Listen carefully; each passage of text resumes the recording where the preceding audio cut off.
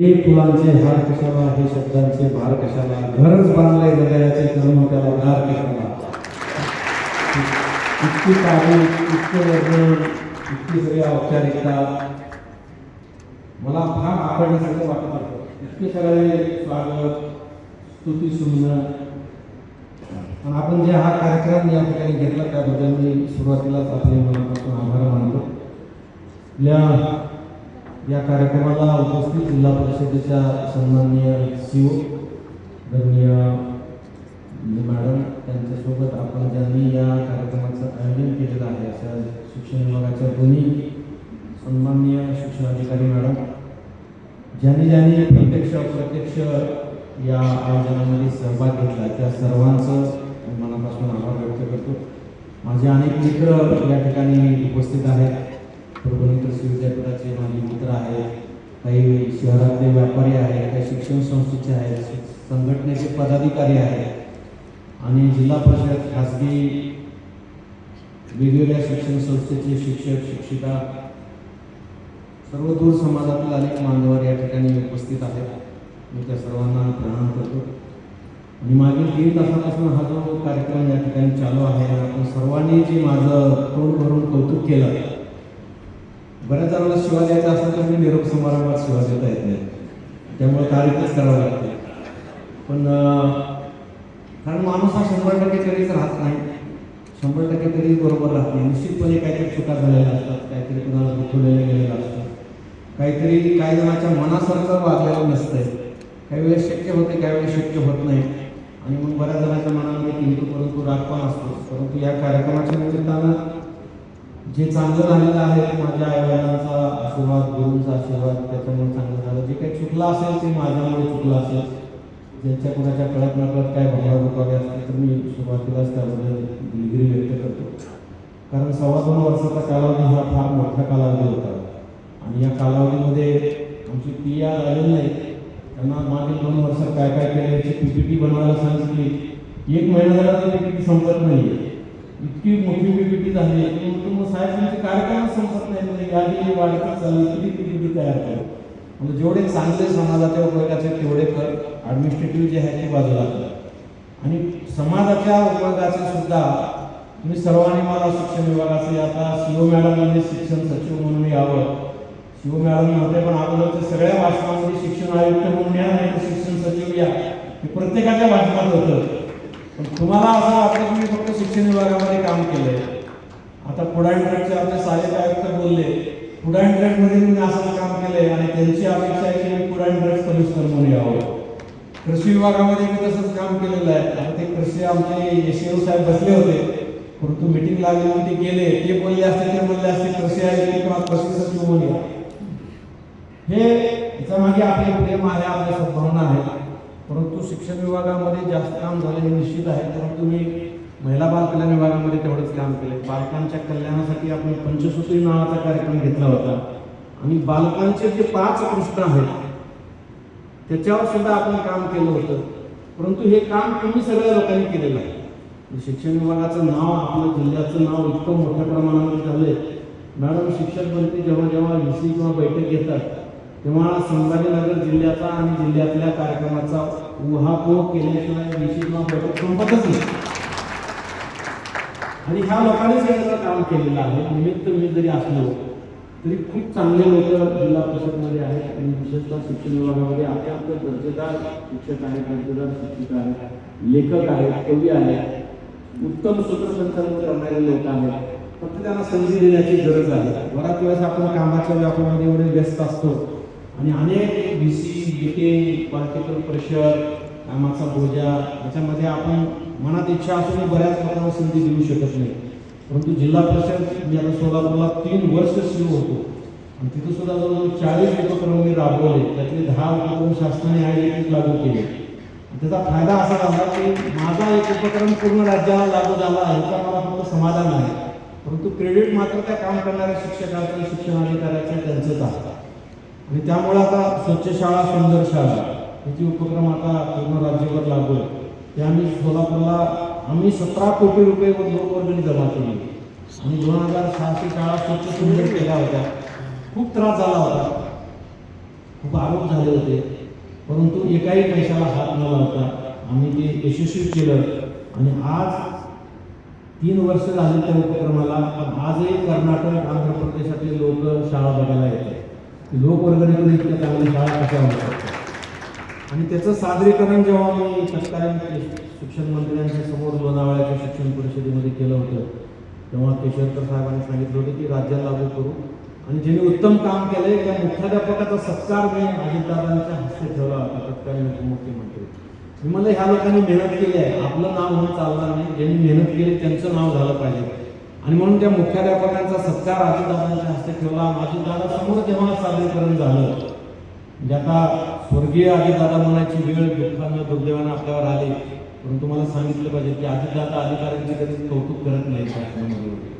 परंतु या कार्यक्रमाचं सादरीकरण झाल्यानंतर, पुरस्कार सन्मान वितरण झाल्यानंतर अजितदादांनी 29 मिनिट भाषण केलं होतं. आणि त्या 29 मिनिटामध्ये 18 वेळेस माझ्या नावाचा उल्लेख करून अभिनंदन केलं होतं. हे जे कार्यक्रमाचं यश आहे, त्या शिक्षकांचं यश आहे, त्या संस्थेचं आहे, ग्रामस्तरीय शिक्षण समितीचं यश. आणि त्यानंतर तो IGTच कार्यक्रम राज्याला लागू झाला, तो नाव मुख्यमंत्री स्वच्छ शाळा सुंदर शाळा दिली आणि आज तुम्हाला पुरस्कार मिळतो. तर हे जे असे उपक्रम केले ते आपल्या सगळ्यांनी खूप तारीफ केली. त्या तारीफेबद्दल मी आपल्या सगळ्यांचा मनापासून धन्यवाद व्यक्त करतो. परंतु त्या तारीफेला किंवा त्या कौतुकीला मी पात्र नाही आहे, कारण मी आपल्यासोबत फक्त काम केलं.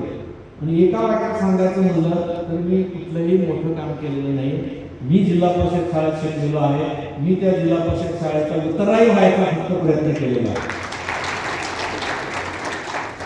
आणि त्याच्यातून जे चांगलं झालं ते तुमच्यामुळे झालेलं आहे, जे कमी झालं किंवा चुकीचं झालेलं आहे ते माझ्यामुळे झालं. ते मान्य करायला मला त्याच्यामध्ये कमीपणा नाही. आनंद मला हे काही निवडून मॅडम या ठिकाणी आल्या आणि त्या या विषयाला त्या समजून घेतल्या. कारण हा विषय पुढे गेला नाही गेला, माझं व्यक्तिगत त्याच्यामध्ये फायदा किंवा तोटा काही नाही, परंतु ग्रामीण भागातल्या विद्यार्थ्यांचं कल्याण हे फार महत्त्वाचा विषय आहे. आणि प्रशासकीय अधिकाऱ्यांना बाकीचा काम होणारच आहे, परंतु हा विषय इतका नाजूक झालेला आहे की ग्रामीण भागातला विद्यार्थी तालुक्यापर्यंत येऊ शकत नाही. तालुक्यातून जिल्ह्याला, जिल्ह्यातून राज्याला, राज्यातून केंद्र शासनापर्यंत जाण्याचा फार कठीण प्रवास आहे. संपूर्ण पालक वर्ग बिझी झालेला आहे. म्हणजे आजकाल तुम्ही आम्ही पदावर मोठ्या काम करतो म्हणूनच बिझी असं नाही आहे. शेतकरी, शेतमजूर, रिक्षेवाला सुद्धा बिझी आहे. आपल्या लेकरा बाळाकडे लक्ष देऊ शकत नाही. संस्कार संस्कृतीचा पूर्ण ऱ्हास होत चाललेला आहे. दररोजचे वर्तमानपत्र वाचल्यानंतर आपल्या लक्षात येते रोज 8 ते 10 बातम्या निगेटिव्ह आहेत. मी आजच्या सुद्धा पेपरमधल्या निगेटिव्ह बातम्याचं कात्रण काढून ठेवलं, कुठंतरी सादरीकरण करता येत नाही. म्हणजे मुली आईचा खून करतात, मुलं आई वडिलांचा खून करतात. वृद्धाश्रमाची संख्या दिन रात्रभर वाढत चाललेली आहे.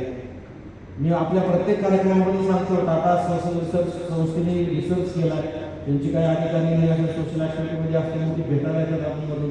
त्याने तर मला सांगितलं की राज्यामध्ये जे विवाह होत आहेत त्यातले 40% विवाहाचा दिवस 6 महिन्यात होतो.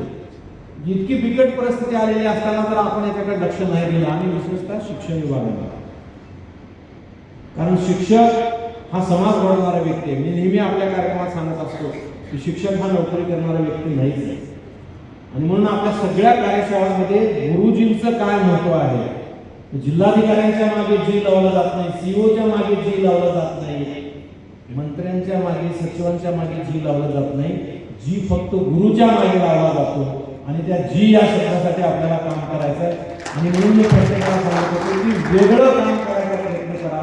रुटीन आपले सगळे ॲप आहेत, पोर्टल्स आहेत, सगळं आपलं काम होणार आहे. परंतु ह्या दशसूत्रीमध्ये जे 10 मुद्दे दिले हे अनेक शाळांमध्ये पूर्वी पण होत होते, आता पण होत आहे. मी त्याच्यामध्ये नवीन काय दिलं नाही आहे. म्हणून मी प्रत्येक कार्यशाळेत सुरुवातीला मी एकच वाक्य बोलायचो की मी तुम्हाला ज्ञान देत नाही, तुम्हाला मार्गदर्शन तर मी मुळीच करणार नाही, पण काही गोष्टी अंडरलाईन करण्याची गरज आहे, काही गोष्टी अधोरेखित करण्याची गरज आहे. आणि ते मी करण्याचा प्रयत्न करत होतो. आणि तो प्रयत्न तुमच्यामुळे यशस्वी झालाय हे मला सांगायला अभिमान वाटतो. आणि तुम्ही सर्वांनी केला म्हणून काहीतरी सुरुवात झाली. आणि चांगल्या कामाची सुरुवात होणं आणि ते चांगलं काम टिकून राहणं याच्यासाठी सध्या फार विपरीत परिस्थिती आहे. माझ्या हातात कागद आहे, माझ्या हातात पेन आहे, आणि मी दोन्ही हातात असा दिवसभर बसलो तर कागदावर रेष कधी उमटणार नाही. मला कागदावर रेष उमटायचं आहे तर पेन कागदावर ठेवून कुठेतरी टिंब तरी मला द्यावं लागेल. आणि एकदा टिंब दिले की मात्र रेषा सुरू होऊन जातात. ते टिंब देण्याचं काम मी केलंय असं मला वाटतं. आणि आपण गोष्टी सांगतो प्रत्येकाला की मावळतीला जाताना सूर्याने प्रश्न विचारला सर्वांना की मी आता मावळतीला चाललोय, मी आता अस्त होतोय, माझ्यानंतर जगाला रोशनी कोण देणार.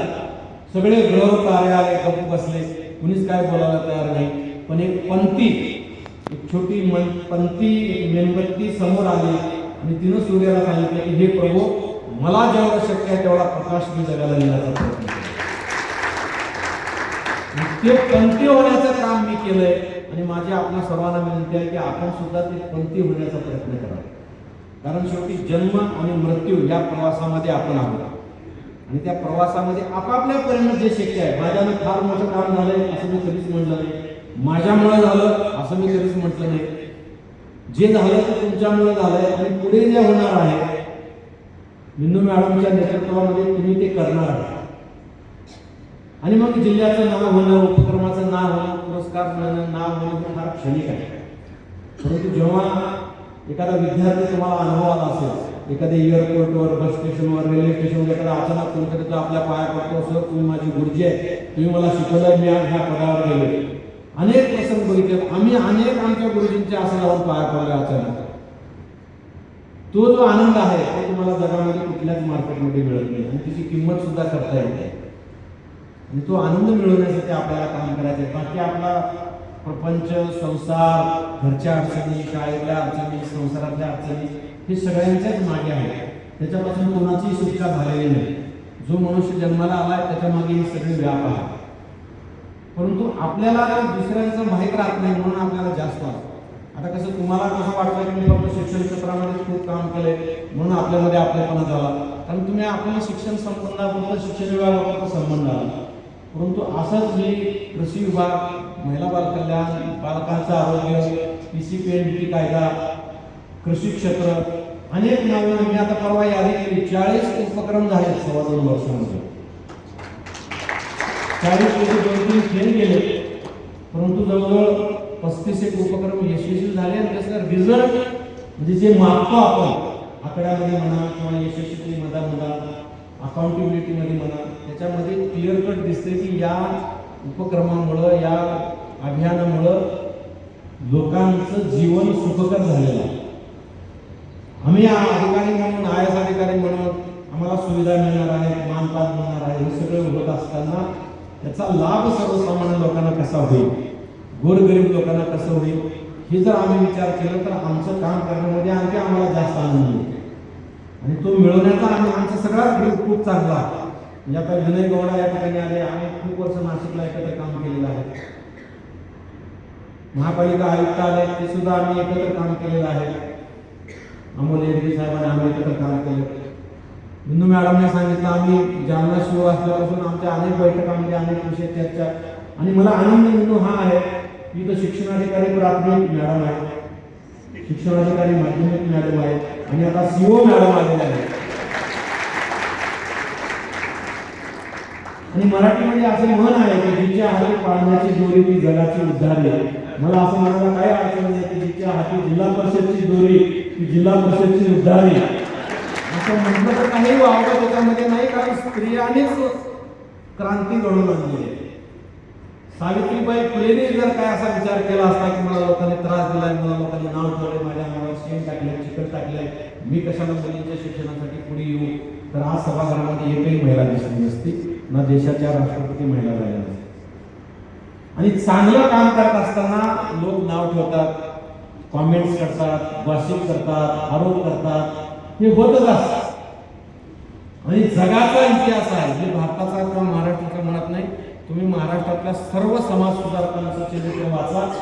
प्रत्येक समाज सुधारकाला प्रचंड त्रास समाजाने दिलेला आहे. दूरच्या कशाला आपल्या नाथांच्या पैठणमध्ये ज्या नाथांनी आपले पूर्ण जीवन एकत्रित केलं, त्या नाथांच्या चरित्रापासून संत ज्ञानेश्वर, संत तुकारामांचं चरित्र वाचता, गाडगे बाबा तुकडोजी महाराजांचं चरित्र वाचा. प्रत्येकाला लोकांनी त्रास दिलाय, वाशिप केलेला आहे, नाव ठेवलेलं आहे. आणि म्हणून माझ्या आपल्याला विनंती आहे की आपलं जे काही छोटं काम आहे, आपलं शाळेपुरतं काम असेल, केंद्रापुरतं असेल, तालुक्यापुरतं असेल, जिल्ह्यापुरतं असेल, जे काही काम आपल्याला नियतीने, नशिबाने, निसर्गाने आपल्याला दिलेलं आहे, त्या कामाला न्याय कसं देता येईल याचा जर आपण सगळ्यांनी प्रयत्न केला तर मला वाटतं निश्चितपणे चांगलं काम होईल आणि सरतेशेवटी आपल्याला एक काम केल्याचं समाधान मिळेल. आपल्या प्रत्येक कार्यशाळेमध्ये मी सांगितलंय आवर्जून की आपल्याला आजच्या समाधानासाठी काम करायचं नाही. रिटायर झाल्यानंतर आपल्या मनाने आपल्याला ग्वाही दिलं पाहिजे की यस आपण चांगलं काहीतरी काम केलं. ते क्षण महत्वाचा असतो आणि त्याच्यासाठी आपल्याला काम करायचं आहे. तुम्ही काम करत राहा. खूप वेळ झाला त्यामुळे मी आपला जास्त वेळ घेत नाही, कारण आपल्या प्रत्येक कार्यशाळेमध्ये मेनू मॅडमला सांगितलं पाहिजे की प्रत्येक तालुक्यातल्या मुख्याध्यापकाच्या कार्यशाळा मी घेतल्या. 3-3 तास नॉन स्टॉप आणि 3 तासामध्ये एकही मुख्याध्यापक जागचा हल्ला नाही. इतक्या प्रभावीपणे मी सगळ्या गोष्टी शिक्षण विभागाच्या समजावून सांगितल्या. 90% लोकांना त्या पचल्या, रुजल्या.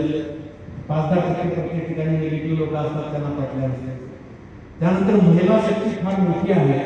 म्हणजे जिल्ह्यातल्या मतदारांच्या यादी जर आपण बघितली तर 30 लाख मतदारापैकी 15,90,000 महिला मतदार आहेत. तसंच शिक्षकांमध्ये 50% महिला आहेत.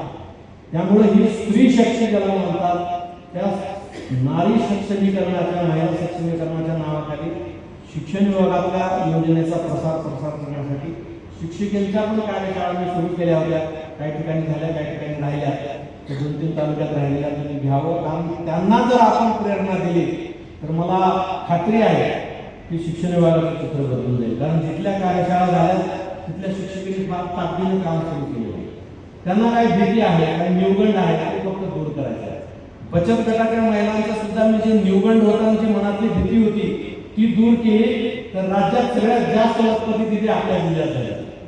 फक्त त्यांना प्रेरणा देण्याची गरज आहे. त्यांना काही आडकाठी करणारे काही लोक आहेत, त्यांच्या कामामध्ये स्पीड ब्रेकर करणारे काही लोक आहेत आणि आजही पुरुष प्रधान संस्कृतीमध्ये महिला पुढे गेलेल्या काही पुरुष मंडळींना आवडत नाही. ही प्रथा आज सुद्धा आहे.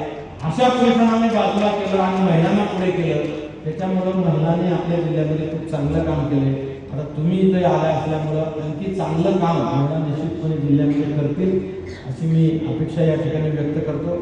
आणि तुम्ही स्वतः स्वयंस्फूर्तपणे, मी मागच्या 20 दिवसापासून या सत्कार समारंभाला नाही म्हणून सांगत होतो, निरोपाला नाही म्हणून सांगत होतो, परंतु खूप आग्रह झाला आणि मलाही वाटलं की आपल्याला आपली सगळ्यांची भेट एकत्रितरित्या होईल म्हणून मी या ठिकाणी गेलो. पण मला ते इतकं काय मला ते लग्नामध्ये जसं आहेर देतात, भर पोशाख आहेर, गिफ्ट, बुके, मला काही गरज नव्हतं. एक मी आल्या तिथं बुके बघितल्या मला एक फूल आणि एक पुस्तक पुरेसं होतं.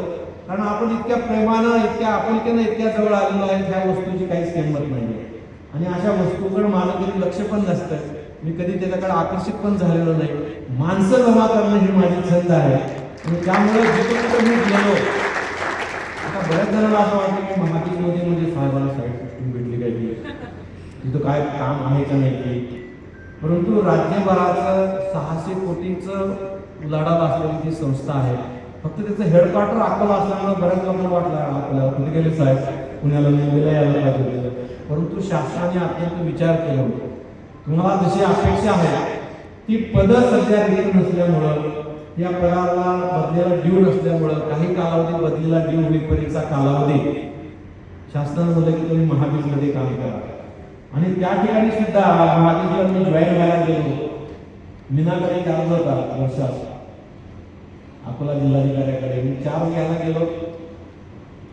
त्या महाबीजमध्ये आतापर्यंत चार्ज घेताना चार्ज घेणारा आणि कुठला एक अधिकारी असे 3च लोक चेंबरमध्ये राहायचे.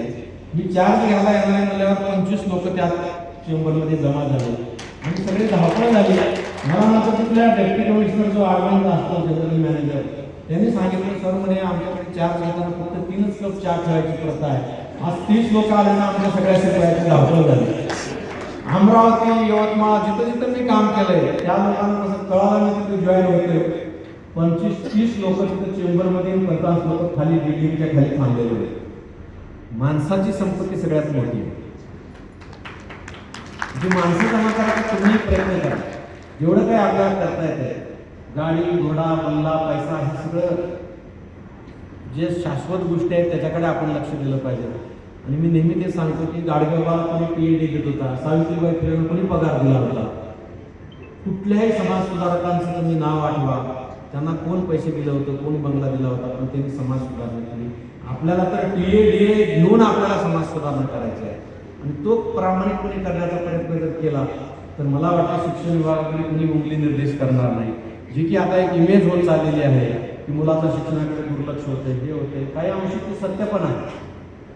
पण ज्या आईवडिलांनी अत्यंत विश्वासाने मुलं तुमच्याकडे पाठवले, जिल्हा परिषदकडे पाठवले, त्यांच्या कल्याणासाठी तुम्ही काम करा. जिल्हा परिषदमधल्या विद्यार्थ्यांची पटसंख्या कमी होत चाललेली आहे. आता आपण चांगलं काही केलं तरच पटसंख्या वाढणार आहे.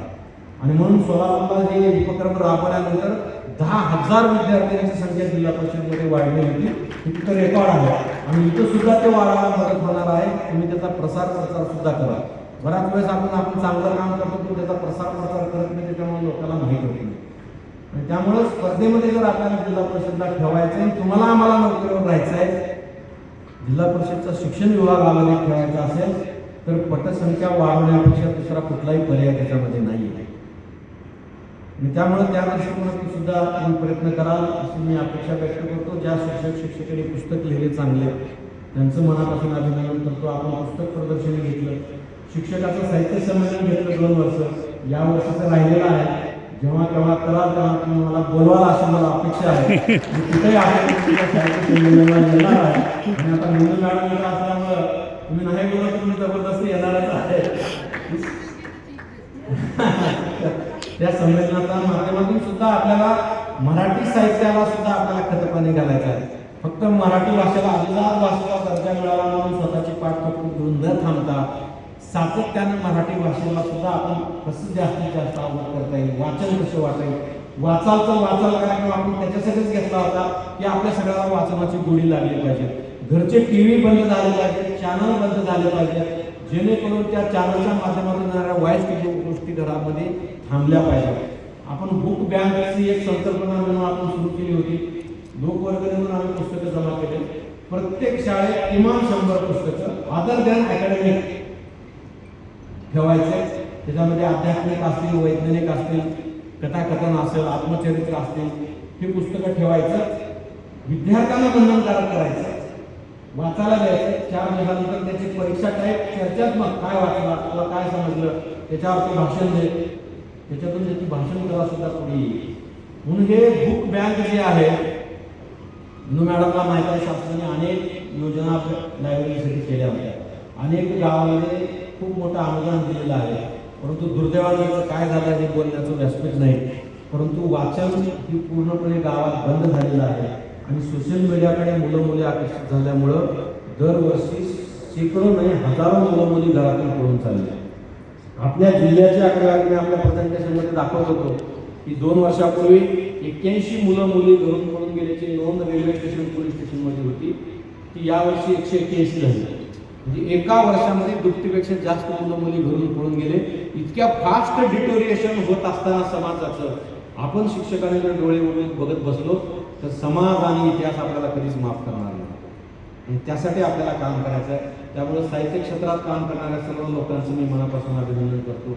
या ठिकाणी दशसूत्रीवर पोवाडा सुरुवातीला गायला गेला. अतिशय चांगल्या शब्दामध्ये पोवाड्याच्या माध्यमातून तुम्ही या ठिकाणी सादर केलं. तुमचं सुद्धा मी मनापासून आभार, मनापासून अभिनंदन. या माध्यमातून आणखी दशसूत्रीला बळ मिळेल आणि लोकांना त्याचं महत्त्व समजेल. तुमचंही मनापासून अभिनंदन. आणि दोन्ही शिक्षणाधिकारी मॅडमना 2 वर्ष खूप त्रास दिला. इतकं कामाला लावलं, इतके योजना, इतके परिपत्रक, त्यांच्याकडून एखादं परिपत्रक तयार होऊन नाही आलं, 2 दिवस वाट बघायची, 3ऱ्या दिवशी रात्री वीज भीतासारखं लिहून काढायचं आणि त्यांना व्हॉट्सअप करायचं, आता सही करून तुम्ही सर्क्युलेट करून टाका. कारण ते थांबलं तर ते थांबून जायचं. कारण आपल्या मागे किती काम आहे तुम्हाला माहीत आहे, तुम्हालाही माहीत आहे. आणि त्याच्यामुळं मी PA येईल, डिक्टेशन येईल मग हे किंवा यांना सांगितलं, यांच्या मागे व्याप खूप आणि मग ते राहून जायचं. म्हणून मी ते अनेक परिपत्रक ह्याच्या उपक्रम आपण जिल्ह्यामध्ये राबवले. त्यापैकी बरेच परिपत्रक मी स्वतः हाताने लिहिलेले आणि त्याचं आता ते आपल्या रेकॉर्डला लागलेलं आहे. दशसूत्रीचं पुस्तक या लोकांनी तयार केलेलं आहे. त्या पुस्तिकेसाठी ज्यांनी ज्यांनी मेहनत केली, खूप जणांचे नावं मला आठवत आहेत, परंतु आता सगळ्यांचे नावं घेत नाही, कारण कोणाचं नाव चुकलं तर दुसरं नाराज होईल. त्याच्यामुळं सगळ्याच शिक्षक असतील, शिक्षिका असतील, शिक्षण विभागातले अधिकारी असतील, सर्व शिक्षण विभागाचे विस्ताराधिकारी शिक्षण असतील, गट शिक्षणाधिकारी असतील, खूप मेहनत केली. आपल्या कार्यशाळा आयोजित करण्यामागे त्यांची खूप धावपळ झाली, पण तरीसुद्धा त्यांना त्रास होऊ नये म्हणून माझे तहसीलदार आणि प्रांत मी त्यांच्या जोडीला मुद्दाम दिले होते की सर्वस्वी त्यांच्यावर अवलंबून राहू नका, तुम्ही स्वतः पुढाकार घ्या. आणि तहसीलदार एसडीएमना सोबत दिल्यामुळं त्यांचं पण काम आसान झालं आणि अतिशय कमी कालावधीत सूचना देऊन सुद्धा आपण चांगल्या कार्यशाळा त्या ठिकाणी घेतल्यात. त्याबद्दल सुद्धा मी तुमचे मनापासून आभार मानतो. आणि हा सोहळा इतका मोठा मी विचार सुद्धा केला नव्हता. इतके तुम्ही मेहनत केली आणि लाटकर मॅडम त्यांची टीम, चव्हाण मॅडम त्यांची टीम 8 दिवसापासून सातत्यानं मला आग्रह करत होते की तुम्ही आलंच पाहिजे. सुदैवानं ते उद्याचा सेवा हक्क पुरस्कार घ्यायला जाण्यासाठी मी आज इथंच थांबलो होतो. आज इथं थांबल्याचं लक्षात आल्यामुळं त्यांनी मला विचारलं नाही, डायरेक्ट मेसेज केला की 27ला आम्ही कार्यक्रम ठेवलेला आहे, सगळ्याला मेसेज गेले, तुम्हाला यावं लागते. नाही तर मी 20 दिवसापासून टाळत होतो, कारण एकदा सत्कार घेतला, निरोप घेतला की असं वाटतं की आता संबंध संपला. ते मला नको होतं, कारण ऋणानुबंध कायम राहणं हा एक महत्त्वाचा भाग असतो. आणि आपण कुठेही भेटलं तर आपल्यामध्ये आपलेपणा कायम असला पाहिजे, आपुलकी कायम असली पाहिजे. आणि तीच सगळ्यात मोठी प्रॉपर्टी आहे आणि तीच मोठी संपत्ती आहे असं मला वाटतं. त्यामुळे तुमचं सगळ्याचे आभार मानत असताना आज माझं कुटुंबीय इथं आहे. माझ्या सौभाग्यवतीचे पण मला आभार मानले पाहिजे, धन्यवाद दिला पाहिजे, कारण कुटुंबाचा वेळ मी तुमच्या या सगळ्या उपक्रमासाठी दिलेला आहे. आणि आज जास्त काळ असल्यामुळं माझ्या दोन्ही कन्याची सुद्धा मी माफी मागतो, माझ्या सौभाग्यवतीची पण मी माफी मागतो, कारण वेळ घरी देताच नाही आला. या 2-2.25 वर्षामध्ये प्रचंड काम झाले. म्हणजे त्याचे बुकलेट जर तुम्ही बघितले तर तुम्हाला खरं सुद्धा वाटणार नाही, पण त्याचे पुरावे सोबत आहेत म्हणून तुम्हाला विश्वास ठेवावा लागेल. अशा पद्धतीचं काम 2-2.25 वर्षात झालं. त्यामध्ये सर्व लोकप्रतिनिधी असतील, माझे सर्व वरिष्ठ अधिकारी असतील, सहकारी अधिकारी असतील, कर्मचारी असतील, आणि मी सगळ्यांना विश्वासात घेतलंय. सगळ्यांचा मान सन्मान मी ठेवलेला आहे, कारण शिपाई जरी असला तर त्याचा एक मान असतो. आणि शिपायाला आपण फार चिरीस करतो, रागराग करतो, पण एक दिवस शिपाई नसला की मग कळतंय किती कामं आहेत. त्याच्यामुळे शिपायाचा सुद्धा सन्मान. तुम्ही बऱ्याच लोकांनी उल्लेख केला संघटनेच्या पदाधिकाऱ्यांनी, साधा शिक्षक, साधा शिक्षक. साधा शिक्षक ह्यानंतर शब्द कधीच वापरायचा नाही, शिक्षक कधीच साधा नसतो. तुम्ही सर्वांनी प्रत्येकाने जाणून ठेवा. आणि भाषणामध्ये किंवा बोलताना कुठेही मी सामान्य शिक्षक आहे किंवा साधा शिक्षक आहे असं म्हणू नका. याच शिक्षकाने जग घडवलेलं आहे, याच शिक्षकाने क्रांती केलेली आहे, आणि जगात जेवढे मोठे लोक झाले ते याच शिक्षकाने घडवलेले आहेत. म्हणून शिक्षकांच्या मागे साधा शब्द कधी लावू नका. शिक्षक हा सदैव सर्वश्रेष्ठ होता. वेद काळापासून, इतिहास काळापासून, रामायण महाभारत काळापासून गुरु शिक्षक हा श्रेष्ठच होता. आणि जोपर्यंत चंद्र सूर्य पृथ्वी राहणार आहे तोपर्यंत शिक्षक श्रेष्ठच राहणार आहे. मग तो खाजगी शाळेतला असेल, संस्थेतला असेल, जिल्हा परिषदला असेल किंवा कॉलेजमधला असेल, शिक्षक हा गुरुच असणार आहे, तो गुरुजीच असणार आहे. त्यामुळं कधीही साधा शिक्षक हा शब्द आपण वापरू नका, माझी आपल्याला कळकळीची विनंती आहे. या सर्व शिक्षक वर्गाचं मी मनापासून अभिनंदन करतो. आणि ही दशसूत्री वाचाल तर वाचाल, बुक बँक, महिला सक्षमीकरण, महिला सशक्तीकरण, जितके काही उपक्रम आपण शाळेच्या माध्यमातून केले ते पुढे पण चालू ठेवा. यश येणं अपयश येणं हे नियतीवर वेळेवर सोडून द्या, पण आपण काम केलंय हे समाधान आपल्याला मिळवण्यासाठी आपण सर्वांनी काम करा. आज इथं कमी प्रमाणामध्ये आपण जरी असलं तरी आपल्या माध्यमातून, आपल्या ग्रुपच्या माध्यमातून, कारण mouth publicity is the biggest publicity असं म्हणतात, आपल्या माध्यमातून ही पब्लिसिटी करा. खूप पालक आपल्या दशसूत्रीवर समाधानी आहेत. खूप जणांनी व्हिडिओ करून पाठवलेले आहेत. खूप जणांचे मेसेज येतात, खूप जणांच्या संपर्कात मी आहे आणि मला आणखी संपर्कात राहायला आवडेल. आणि ही दशसूत्रीचं दिनदुगणी रात चौगुणी प्रगती व्हावी अशी मी ईश्वर चरणी प्रार्थना करतो. आजच्या या कार्यक्रमाच्या आयोजनाबद्दल ज्यांनी ज्यांनी प्रत्यक्ष अप्रत्यक्ष मेहनत केली आणि आम्हाला सहकुटुंब बोलून या ठिकाणी सत्कार केला त्याबद्दल मी मनापासून आभार मानतो. आपल्या सर्वांना, आपल्या सर्वांच्या कुटुंबियांना मी ईश्वर चरणी प्रार्थना करतो की आपल्या सर्वांचं भवितव्य उज्ज्वल राहो, आरोग्य आपल्या सर्वांचं अबाधित राहो आणि मीनू मॅडमचा इथला कालावधी हा अतिशय चांगला आपल्या सगळ्यांच्या सहकार्यानं आणि आपला जो आलेख वाढत चालला तो असाच आणखी वाढत जावा अशी मी ईश्वरचरणी प्रार्थना करतो.